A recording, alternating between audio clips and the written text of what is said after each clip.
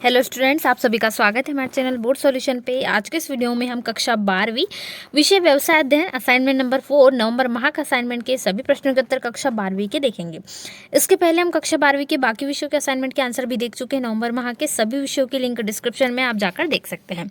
सबसे पहले वीडियो को लाइक नहीं किया तो लाइक जल्दी से कर लीजिए। दोस्तों में शेयर करना बिल्कुल भी ना भूलें। आपके साथ में जितने विद्यार्थी पढ़ते हैं उन सभी को जरूर शेयर करें। चलिए शुरुआत करते हैं क्वेश्चन नंबर 1 से।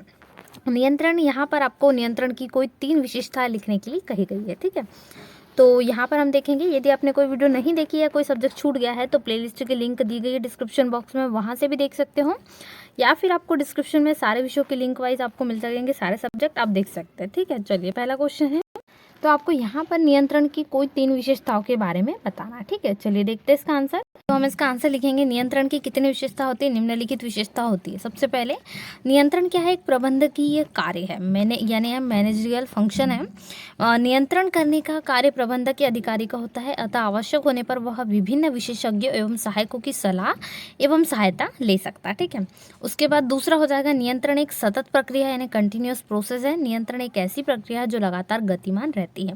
नियंत्रण के माध्यम से विभिन्न योजनाओं, उद्देश्यों, क्रियाकलापों और कार्य विधियों पर लगातार नजर रखने की आवश्यकता पड़ती है ताकि कार्य योजनाओं के अनुरूप होता रहे। नियंत्रण भविष्यात्मक होता है। इसके अलावा नियंत्रण का उद्देश्य वर्तमान त्रुटियों और कमियों को दूर करना तथा भविष्य में कोई बाधा या त्रुटियां ना हो, इस हेतु पहले से आवश्यक कदम उठाना होता है। भूतकाल में जो त्रुटियां हो गई उनका परीक्षण कर पुनः त्रुटियों की पुनरावृत्ति ना हो, उसे ध्यान में रखा जा सकता है। ठीक है, इसके बाद दूसरा क्वेश्चन हम देख लेते हैं, नियंत्रण प्रक्रिया में निम्न चरण समाहित होते हैं। ठीक है, नियंत्रण प्रक्रिया के चरणों को लिखना है, तो कौन कौन से चरण है? तो सबसे पहला, कार्य प्रमापों का क्या होता है? निर्धारण। तो इस कार्य की प्रमापों का क्या करते हैं? निर्धारण या प्रमापों को परिभाषित करना भी कहते हैं। प्रमाप का निर्धारण नियंत्रण प्रक्रिया का पहला कदम है। संस्था के समस्त व्यक्तियों के कार्यों का प्रमाप निश्चित हो जाने से यह ज्ञात हो जाता है कि किस व्यक्ति को कहाँ पर कितना, कब, किस प्रकार व कैसे कार्य करना है। ठीक है, दूसरा हो जाएगा जो इसके अंतर्गत निहित है, वास्तविक प्रगति का मापन। इसमें क्या होता है? प्रमापों का निर्धारण होने के बाद दूसरा कदम वास्तविक प्रगति को मापना है। वैसे ऐसी स्थिति बहुत कम आती है जब प्रमाणित लागत के अनुरूप क्या हो? वास्तविक लागत आधी हो। बहुधा ऐसा ही होता है कि वास्तविक प्रगति मापक प्रगति प्रमाप से अधिक या क्या होती है? कम होती है। प्रगति अधिक होने पर स्थिति अनुकूल और प्रगति कम होने पर स्थिति क्या हो जाती है? प्रतिकूल हो जाती है। वास्तविक प्रगति कम होने पर इसके कारणों को खोजा जाता है। अब यहाँ पर हम देखते हैं, प्रमापित और वास्तविक कार्यों की तुलना और विचलनों की तुलना नियंत्रण प्रक्रिया का तीसरा कदम होता है। इस कदम में क्या होता है? इस कदम के अंतर्गत वास्तविक कार्य व प्रमाणित कार्यों के बीच जो अंतर होता है उन्हें ज्ञात किया जाता है। अब विचलन क्या है? ठीक है, तो विचलन में यहाँ पर निर्धारित प्रमाप से वास्तविक निष्पादन की तुलना की जाती है। इसके पश्चात प्रमाप से वास्तविक उत्पादन जितना कम या अधिक होता है उसे ही हम क्या कहते हैं? विचलन या डेविएशन कहते हैं। इसके बाद विचलनों का विश्लेषण, तो विचलनों के विश्लेषण में आएगा, विचलनों के कारणों को ज्ञात करने हेतु विचलनों का विश्लेषण करना अति आवश्यक है ना। इसमें आ जाएगा सुधारात्मक कदम उठाना, तो इसमें इस प्रक्रिया में त्रुटियों और कमियों की जांच कर उन्हें दूर करने हेतु आवश्यक कदम उठाए जाते हैं। त्रुटियों के कारण बिगड़े कार्यों को सही करने की क्रिया सुधारात्मक यानी रेमेडियल क्रिया कही जाएगी, तथा कुछ ऐसे भी कदम उठाए जाते हैं जो भविष्य के लिए लाभप्रद और प्रेरणादायी हो सकते हैं, और इनसे भविष्य में होने वाली त्रुटियों को रोका जा सकता है, जिन्हें प्रतिरोधक कदम कहा जाता है। सुधारात्मक कार्यवाही संबंधी कदम उठाते समय निम्न बातों को ध्यान में रखना चाहिए। पहला, सुधारात्मक कार्यवाही तत्काल करनी चाहिए। दूसरा, विचलनों को आधार मानकर हो और सुधारात्मक कदम उठाना चाहिए। विचलन जो है अंतरों को आधार मानकर हो। संबंधित कर्मचारी के मनोवैज्ञानिक दृष्टिकोण को आधार मानकर ही सुधारात्मक कार्यवाही करनी चाहिए।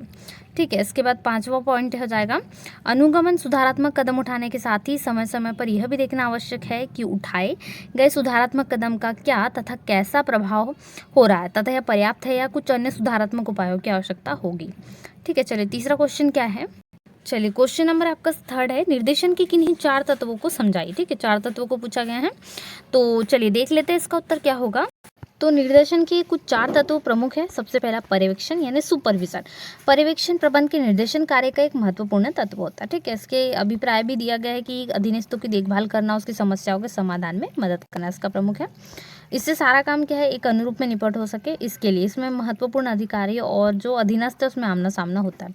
दूसरा है कार्य लीडरशिप यानी नेतृत्व। एक प्रबंधक कब सफल हो सकता है? जबकि वह नेतृत्व और योग्यता से हरा ओतप्रोत हो, उसके अंदर कोई सारे गुण होना चाहिए जो एक लीडर में होते हैं। ठीक है, तो ये हो जाएगा नेतृत्व वाला। उसके बाद जो यहाँ पर है अगला पॉइंट देख लेते हैं संदेश वाहन।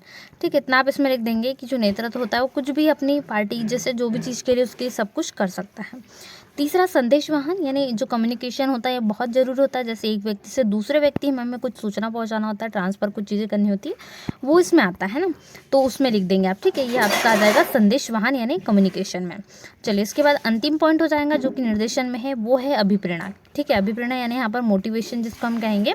तो अभिप्रेरणा का अर्थ क्या होता है? कर्मचारी को संस्था के उद्देश्यों को अधिक उत्साह और कार्यकुशलता के साथ प्राप्त करने के लिए प्रेरित करना है ना, उन्हें मोटिवेट करना ताकि वो और ज़्यादा से ज़्यादा उस चीज़ के लिए प्रेरित हो। ठीक है, तो आप इसमें पूरा लिख देंगे, जैसे इसमें प्रभावपूर्ण नेतृत्व वगैरह है, पर्यवेक्षण और निर्देशन, ये सब कुछ इस पर निर्भर करता है। ठीक है, तो अगला क्वेश्चन देख लेते हैं, क्वेश्चन नंबर 4।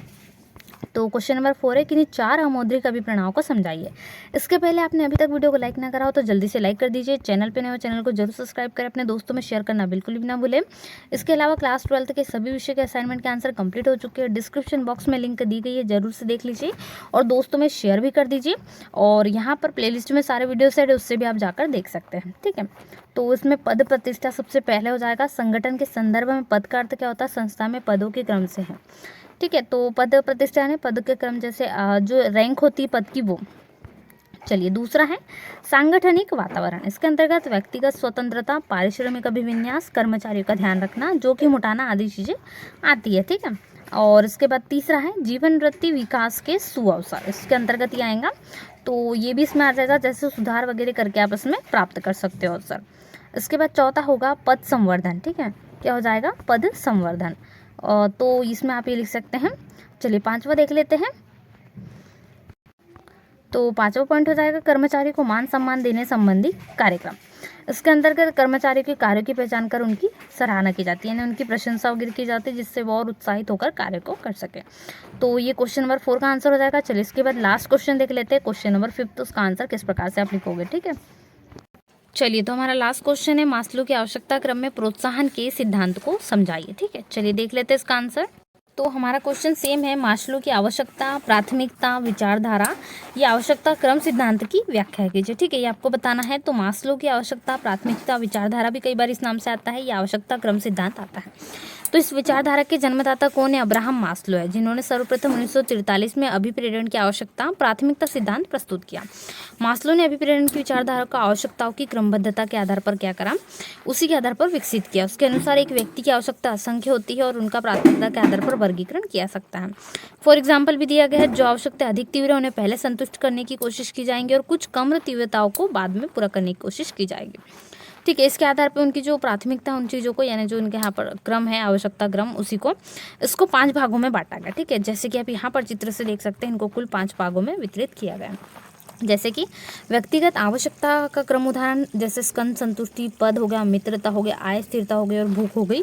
और इसके अलावा यहाँ पर आप सारणी 1 बनाएंगे। ठीक है, उसके बाद देखिए इसको इस प्रकार से आप सारणी 1 और सारणी 2 में कन्वर्ट कर सकते हैं। पहली सारणी हो गई, ये दूसरी सारणी हो गई। इसमें संतुष्टि क्रम दिया गया है, आत्म प्राप्ति की आवश्यकता हो गई, सम्मान की आवश्यकता, संबंधन अथवा सामाजिक आवश्यकता हो गई, सुरक्षा अथवा बचाव की आवश्यकता, शारीरिक आवश्यकता हो गई।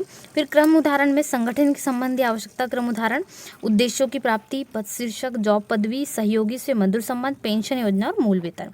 ठीक है, ये आपको बनाना जरूरी है क्योंकि पूरा मूल क्रम का हम सिद्धांत यहाँ पर समझा रहे हैं। ठीक है, पिरामिड में भी और चाहे तो यहाँ पर लिख सकते हैं, जैसे मास्लो की आवश्यकता प्राथमिकता क्रम को दिखाने वाला पिरामिड। शारीरिक आवश्यकता में सुरक्षा बचाव की इनकी डिटेलिंग भी चाहे तो लिख सकते हैं।